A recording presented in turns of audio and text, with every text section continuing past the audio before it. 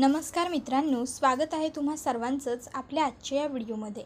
आपल्या या व्हिडिओमध्ये आपण ठरलं तर मग या मालिकेच्या पुढील काही येणाऱ्या भागांचे लेटेस्ट त्याचबरोबर इंटरेस्टिंग अपडेट पाहणार आहोत.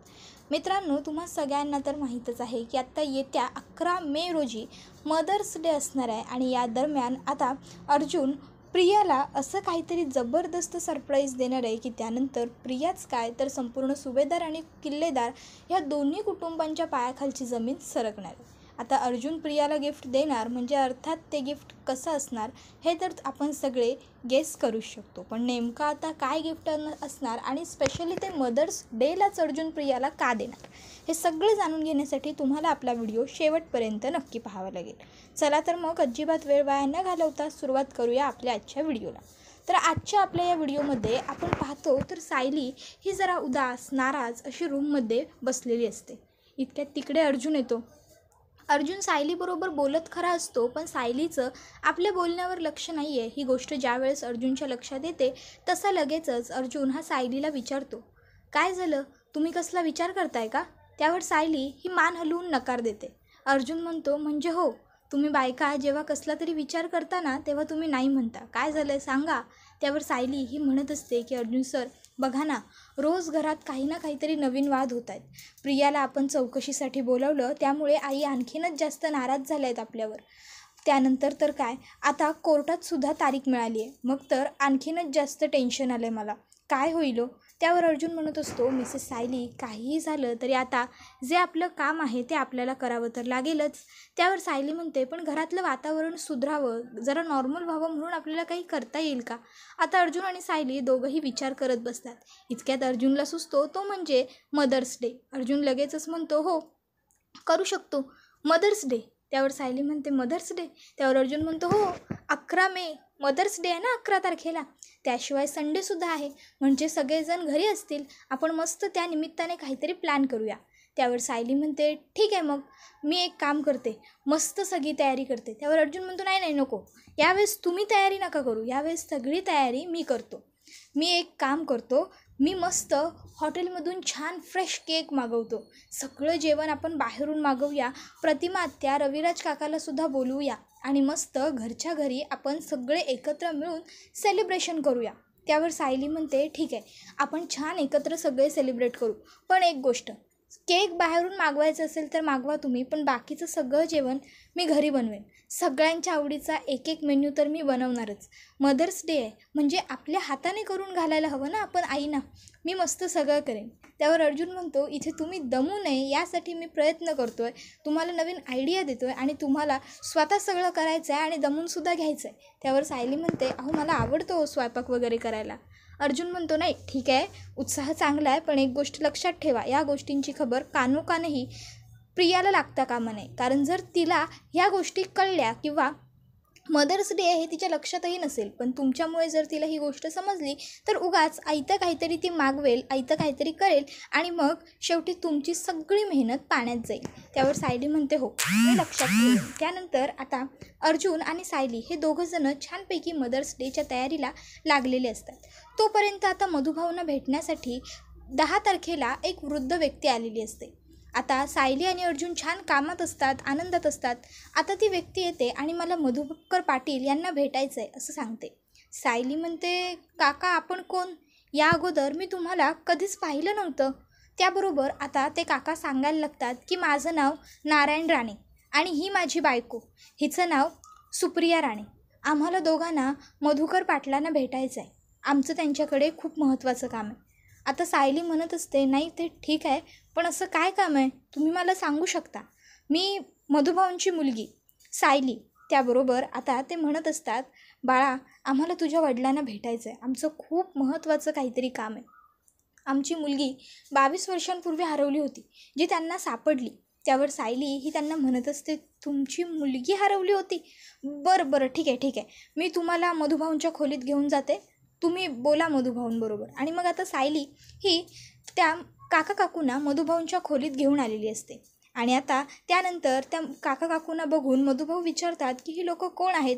त्यावर लगेचच त्या माणसाची बायको म्हणायला लागते, मी सांगते तुम्हाला, उगाचच्या उगाच हे आणखीन जास्त पाल्लाड लावत बसतील. आणि मग ती बाई सांगायला लागते, माझं नाव सुप्रिया राणे आणि हे माझे पती, यांचं नाव नारायण राणे.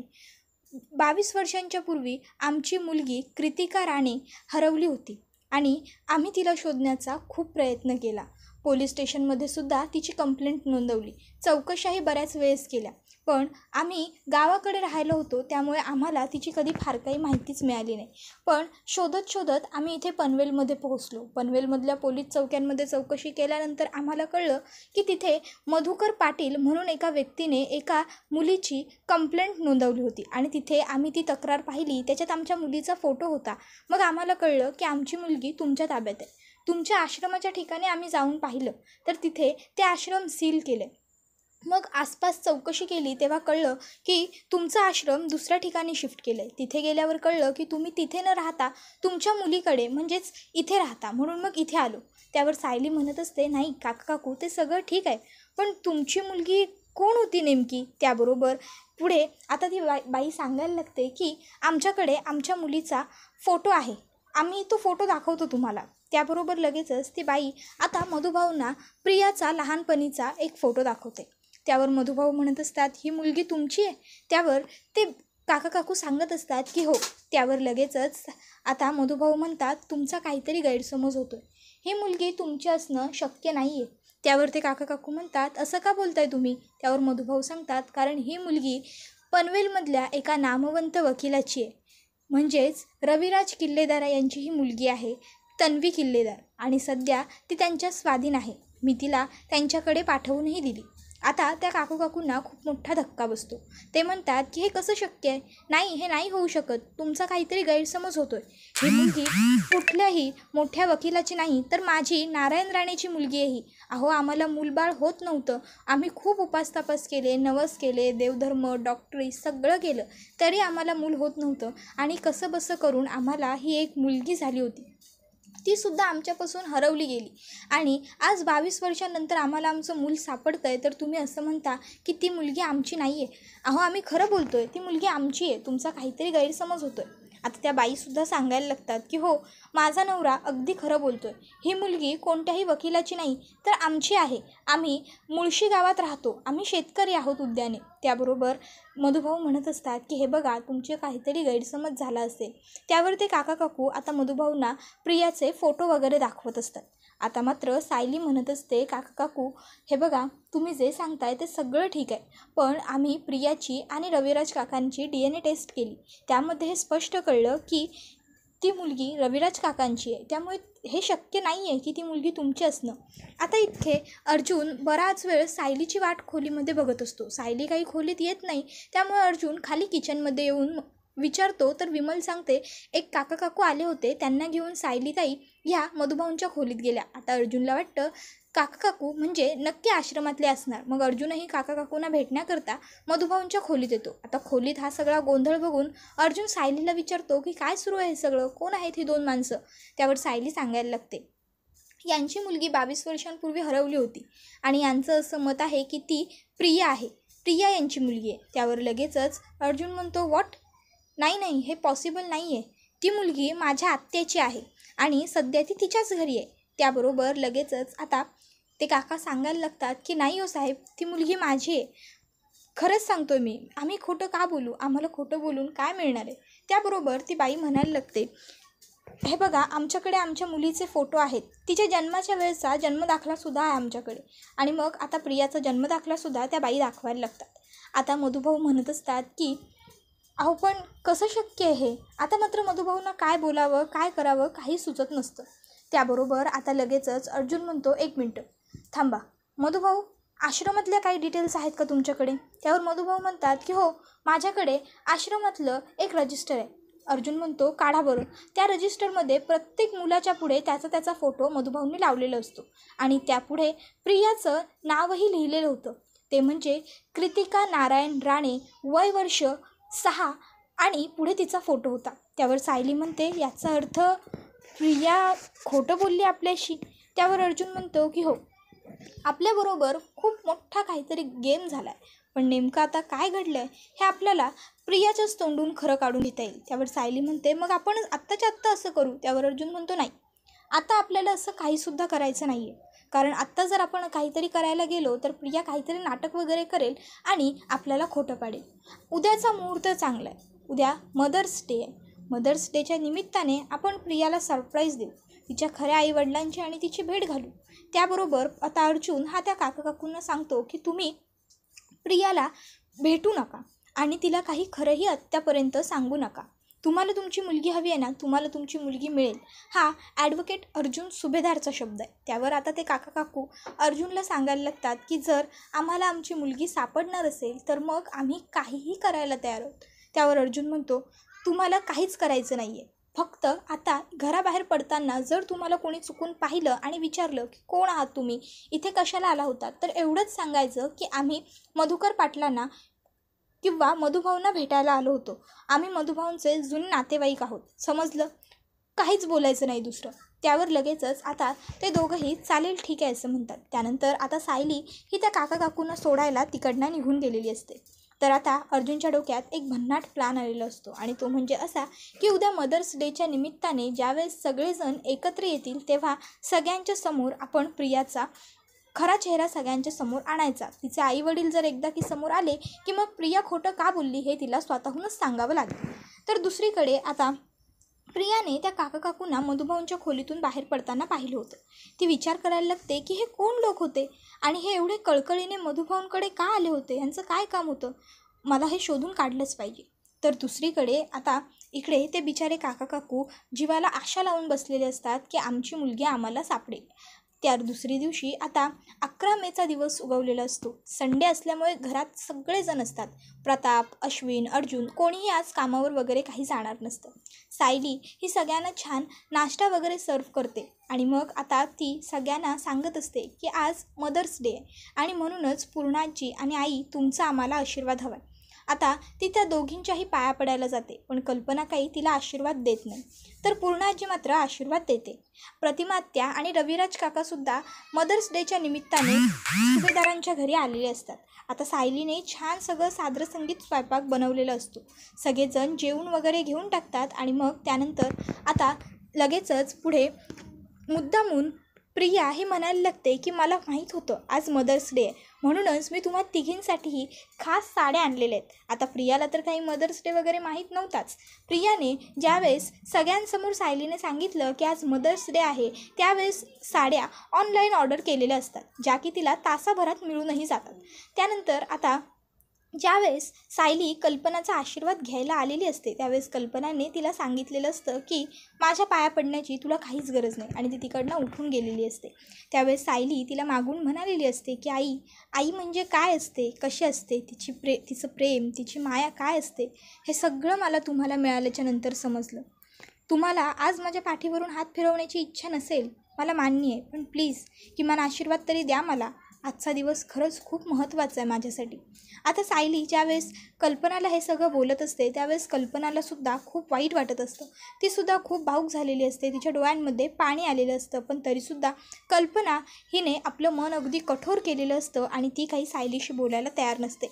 मग आता काय, प्रियाला लगेचच संधी शोधायची असते. प्रिया म्हणायला लागते की आई तू उगाच स्वतःला त्रास करून घेऊ नको, मी आहे ना तुझी सून, तू मला आशीर्वाद दे आणि मी तुझ्यासाठी एक गिफ्टसुद्धा आणलं आहे. त्याबरोबर लगेचच आता अर्जुन म्हणायला लागतो की 1 मिनटं तन्वी थांब, तू मम्माचा आशीर्वाद घेण्या अगोदर किंवा तू मम्माच्या पाया पडण्या अगोदर तू मम्माला गिफ्ट देण्या अगोदर मला तुला काहीतरी गिफ्ट द्यायचं आहे आणि एका अशा व्यक्तीचा आशीर्वाद तुला घ्यायला लावायचा आहे की तो तुझ्या आयुष्यात खूप महत्त्वाचा ठरेल. तुझ्यासाठी एक सरप्राईज आहे. आता अर्जुनने असं म्हटल्यावर प्रियाला धडकीच भरते. अर्जुन म्हणतो होल्ड आणि मग लगेचच तो दरवाजाजवळ जातो आणि काका काकू आतमध्ये या अशी हाक मारतो. त्याबरोबर आता नारायण राणे आणि त्यांची बायको सुप्रिया राणे हे दोघंही आतमध्ये आलेले असतात. आता आतमध्ये आल्याबरोबर आपलं मूल ज्यावेळेस 22 वर्षांनंतर आपल्या समोर येईल त्यावेळेस कोणत्याही आईवडिलांची जी अवस्था होईल तीच अवस्था आता नारायणराव आणि सुप्रियाताईंची झालेली असते. दोघंही पटकन प्रियाच्या जवळ येतात आणि तिच्या चेहऱ्यावरून हात वगैरे फिरवायला लागतात. आमची मुलगी असं ते म्हणायला लागतात. प्रिया त्या दोघांनाही स्वतःपासून लांब ढकलून देते आणि म्हणायला लागते कोण आहेत ही लोकं आणि काय म्हणतायत हे, माझी मुलगी वगैरे म्हणजे नेमकं काय सुरू आहे सगळं, अर्जुन काय प्रकार आहे हा सगळा. त्यावर अर्जुन म्हणत असतो, 1 मिनटं ओळख करून द्यायची राहिली. सो प्रिया सॉरी रितिका नारायण राणे हे तुझे खरे आईवडील, मिस्टर नारायण राणे आणि या त्यांच्या पत्नी सुप्रिया राणे. त्याबरोबर हे ऐकून प्रियाला खूप मोठा धक्का बसतो. प्रिया म्हणत असते की नाही, खोटं आहे सगळं, काही बोलशील तू अर्जुन. नाही, हे माझे आईवडील असूच शकत नाही, हे नाही आहेत माझे आईबाबा. माझे आईबाबा प्रतिमा आई आणि रविराज आहेत. हे काय बोलतोयस अर्जुन तू. आता खरं तर प्रिया पूर्णपणे गोंधळून गेलेली असते, कारण आता तिला खूप भीती वाटत असते. तिला वाटत असतं की माझं खरं सगळ्यांच्या समोर उघड होतं आहे की काय. तर अर्जुन सांगत असतो, प्रिया आमच्याकडे प्रूफ आहेत. आणि मग आता अर्जुन हा तिचा आश्रमात मधुभाऊंकडे आल्यानंतरचा फोटो आणि तिचं तिथे लिहिलेलं नाव म्हणजेच कृतिका नारायण राणे हे तिला दाखवतो. वयवर्ष 5. आणि मग अर्जुन म्हणतो, 5 वर्षांच्या मुलीला आपलं पूर्ण नाव नक्कीच पाठ असतं आणि हे नाव तू स्वतःच्या तोंडाने सांगितलं आहे तेव्हाच मधुभाऊंनी लिहिलं आहे. आता इकडे प्रियाचा खरा चेहरा सगळ्यांच्या समोर आलेला असतो, पण आता ही प्रिया खोटं बोलत असते की नाही हे सगळं खरं नाही आहे, हे खोटं आहे, मुद्दामून सायली आणि अर्जुनने मला फसवण्यासाठी हे सगळं केलं आहे. मग आता लगेचच काय, अर्जुन म्हणतो ठीक आहे, या सगळ्यावरसाठी आपल्याकडे एक सोपा पर्याय आहे. अगं आता आपण 21व्या शतकात जगतो. खरं खोटं काय करायचं, कसं करायचं हे आपल्याला व्यवस्थित कळतं. डिजिटल टेक्नॉलॉजीज आहेत की आपल्याकडे, ज्यांचा वापर तू या अगोदर रविराज सरांबरोबर म्हणजेच सिनियर बरोबर केला होतास.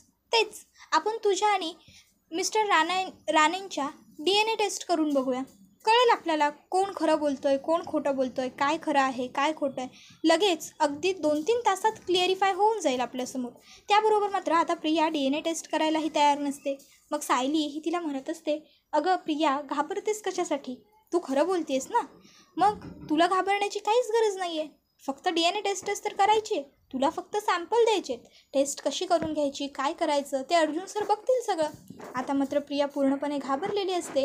तर लगेचच सायली राणे काकांना विचारते, काका तुम्ही तयार आहात का या सगळ्यासाठी. त्यावर ते राणे काका बिचारे सांगत असतात की जर मला माझी मुलगी मिळणार असेल तर मी कसलीही टेस्ट करायला तयार आहे. त्याबरोबर आता सायली ही लगेचच प्रियाला म्हणते, बघ ते सुद्धा तयार आहेत. झालं तर मग. आता मात्र इकडे प्रियाला प्रचंड टेन्शन आलेलं असतं की काय होईल जर DNA टेस्ट केली आणि हेच माझे आईबाबा निघाले तर खूप मोठा गोंधळ होऊ शकतो. माझा खरा चेहरा सगळ्यांच्या समोर येईल आणि मग काय अर्जुन मला सोडणार नाही. अर्जुन तर नाहीच सोडणार, पण माझ्या खऱ्या आईवडिलांना जरी मी काय काय पापं केली आहेत हे कळलं तर ते सुद्धा मला स्वीकारणार नाही. रविराज किल्लेदारला कळलं की मी त्याची एवढी मोठी फसवणूक केली आहे तर तोही मला सोडणार नाही. आणि महिपत तो तर माझा जीवच घेईल. नागोबा पण मला सोडणार नाही. आता मी काय करू. अशा मोठ्या धर्मसंकटात प्रिया मदर्स डेच्या निमित्ताने सापडलेली असते.